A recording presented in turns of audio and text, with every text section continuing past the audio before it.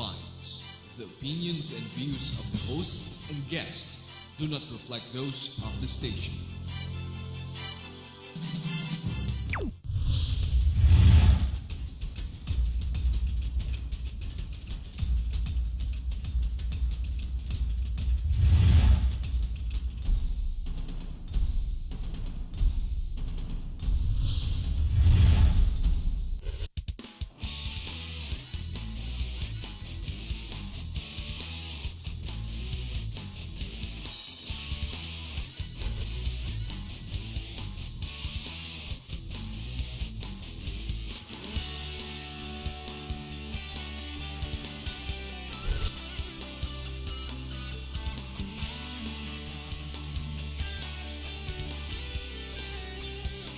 You are what you watch.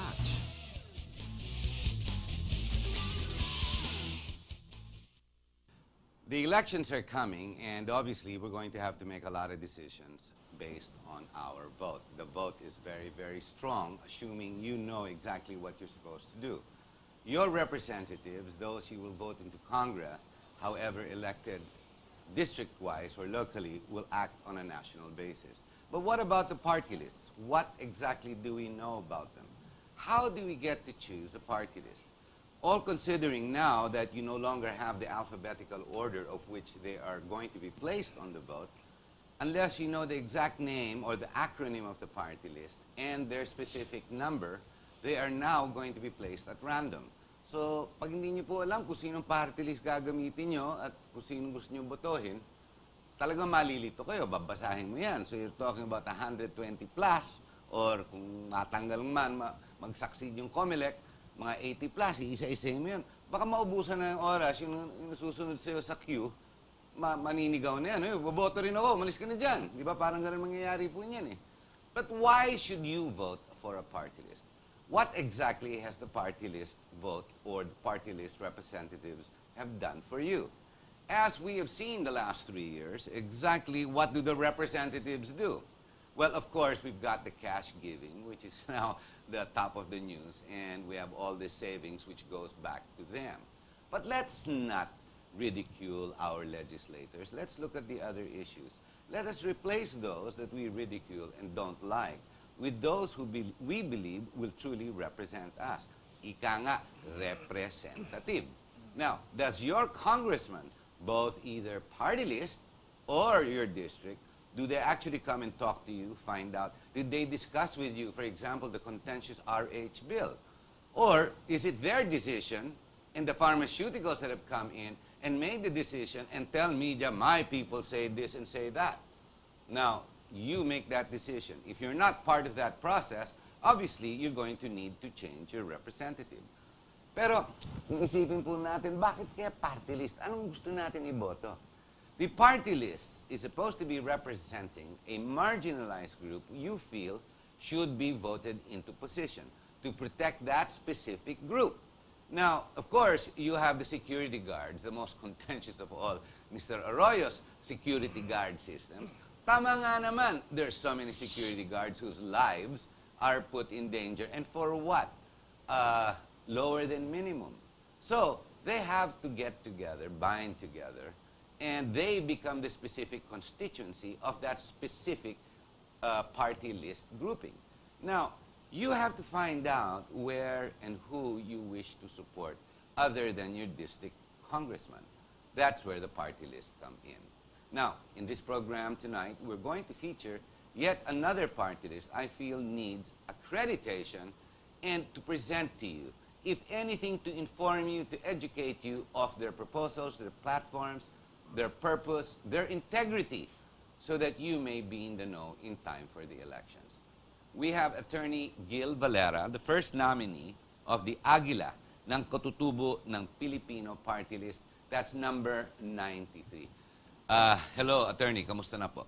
Okay naman, Harry. Salamat naman, narito ka. At least, tumatakbo ka pa, hindi ka natanggal na ni Brillante sa COMELEC. No? Sobrang karapatan namin na ma-accredit. In fact, we were approved unanimously by the COMELEC and BAC 7-0 without any dissenting opinion because they know that the marginalized sector of the katutubong Pilipino is something that should be endorsed by the COMELEC itself. Well, it sounds like a proper platform. Katutubo, the local natives. People not necessarily sa syudad, not in the cities, municipalities. Pero ano ba ang katutubo nga? Sige, mabuti ikaw mag-explica niya. Ano ang katutubo? May definition ng NCIP dyan, National Commission on Indigenous Peoples. Indigenous people. Yes. Aita. And, Aita. Aita is one of the 56 tribes scattered all over the Philippines. And by the way, the indigenous peoples or katutubong Pilipino has about 10 million out of our 95 million peoples. And yet, nobody has really led them to be united so that they have a voice, a strong voice in the Congress. Pag sinabi mong katutubo, igorot. Like me, I am a Tingyan from Abra. Tingyan. Anong Tingyan? Tingyan are the natives, cousins of the Igorots in Mountain Province as well as in Benguet. But we all live in the mountain ranges of Cordillera. By choice? By choice and also by or no need, choice? Need, Doon na need, rin? Need. By need. Bakit because need? the people... Highland farming. Do their... get their food from the mountain ranges. Hindi sila bumababa sa mga farmlands. If you look at the areas where the katutubong Filipino lives, they are surviving mainly from the wealth or from the fruits of the mountain ranges. Ba't di sila bumaba sa mga farmlands, mga plains, then mag-araro and have agriculture? Ayaw talaga? Hindi sa ayaw. Through the years, although they were the real owners of these ancestral domains, they were forced to go up to the mountains and stay there. Kasi yung mga lowlands, they were secured by our colonizers. The Spaniards preferred the lowlanders who were not really strictly katutubong Filipino because they obeyed the colonizers. But the katutubong Filipino were the rebels. Ayaw magpatalo. They were not submitted or submissive. And they were willing to die for their principles. That's why you can see so many katutubong Filipino tribes, their culture has been intact. Because the Spaniards cannot go up to the mountains. They are afraid of the katutubong Filipino. They never surrendered. They never surrendered. Over the years. Yes. Ang katutubo come in different cultures and different tribal groups. Can we call them tribal? Almost. Yes. Okay. Yes. And they continue to survive in the highlands, but all over the country. Yes. You can talk about people living in Mount Apu. These are the Tivolis as well as the Bilaans. You can go up to the mountains of Mindoro. They call themselves the Mangyans. Or you can go up to the mountains of Botolan, Zambales, bounding Tarlac as well as Pampanga. There you can see our typical itas. Itas, yes. So dumagats abound in Quezon as well as nearby Montalban, so near from Metro Manila, and yet they remain to be marginalized, meaning they are poor, and because they are poor, they don't have any high school or college education. Ano ang source of living? So it's basically eat on a daily basis to survive and live off the land and hunting. Basically, ganon. Yes, they are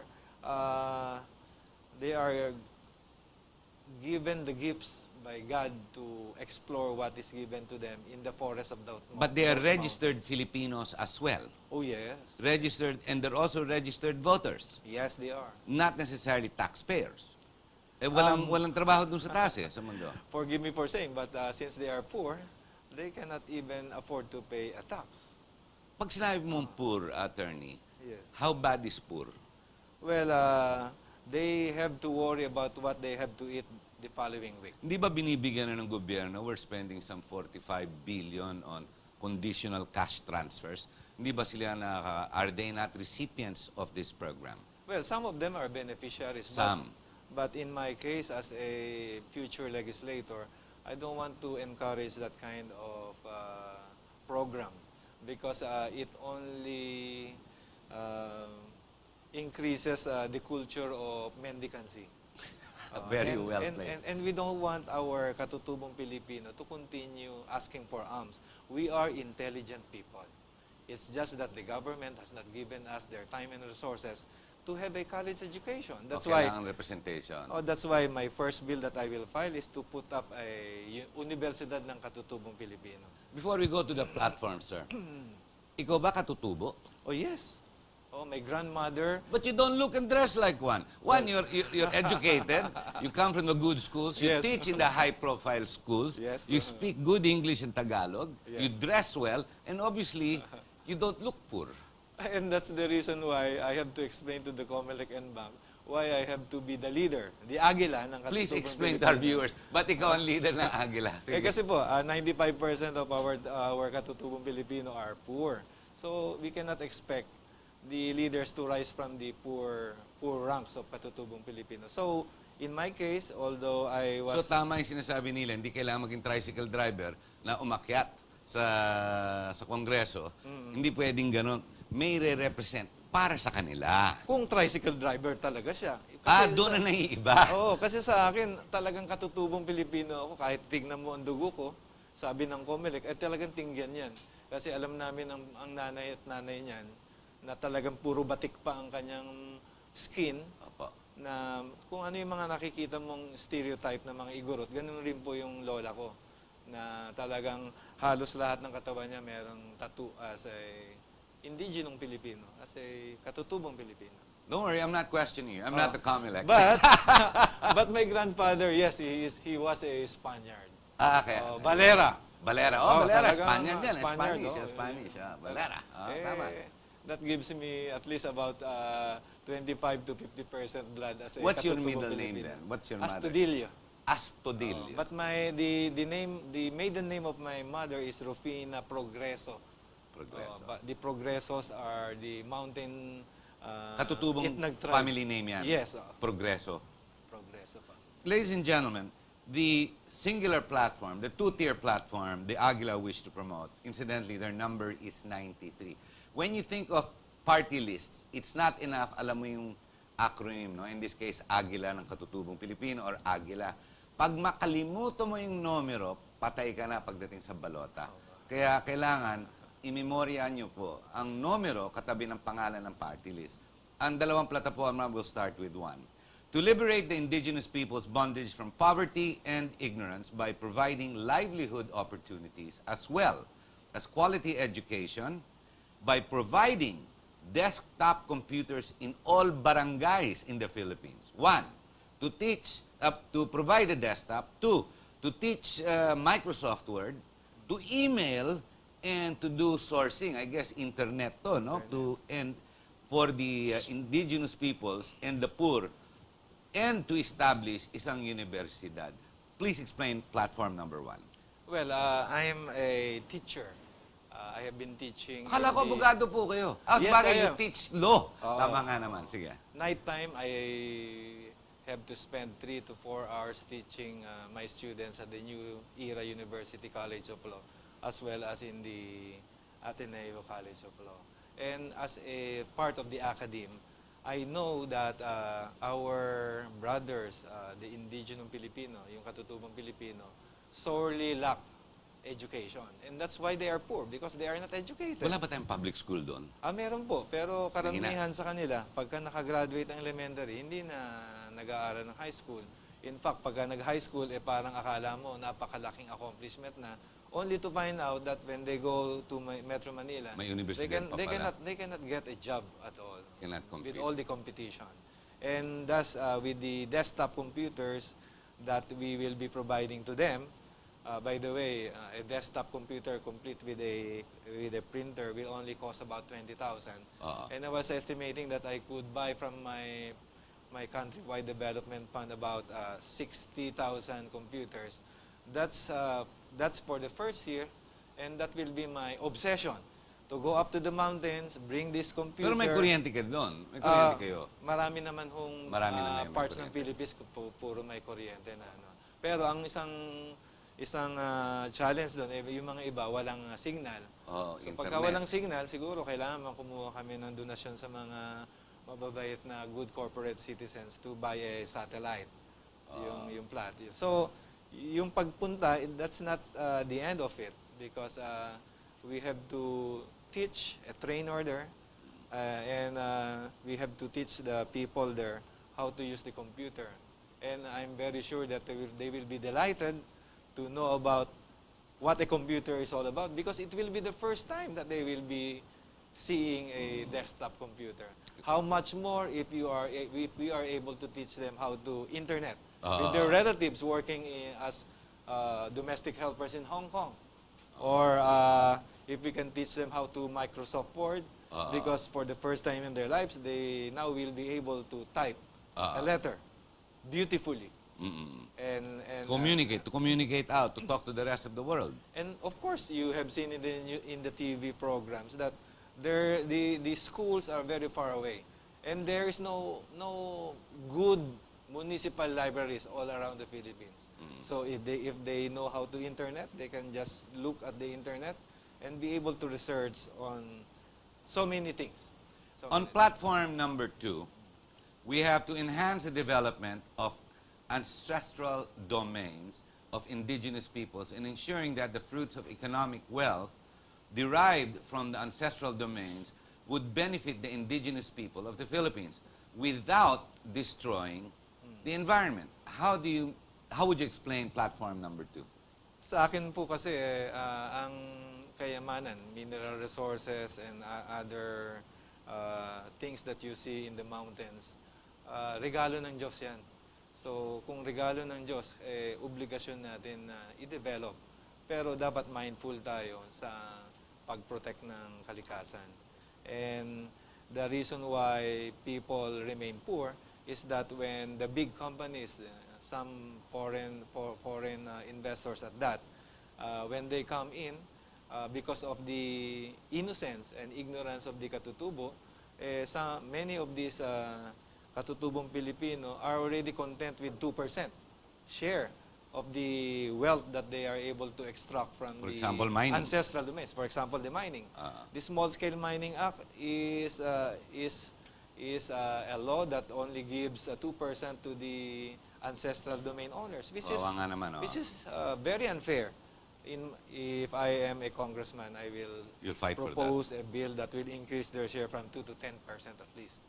But not so high naman that we will be discouraging foreign investors to come in. Because definitely we need the foreign investors. We don't have their technology and they have the money, but we don't have the money and technology. So we cannot be using Pico for 50 years to be able to extract something that's inside, which is a gift from God.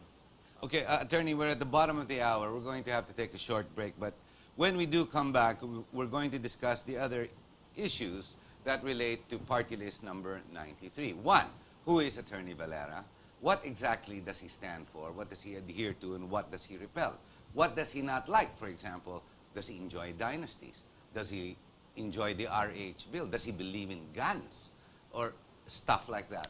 We'll discuss these issues as well as some current events and get personal points of views to find out exactly what it is and why Aguila should be written on your party list line. We'll be right back.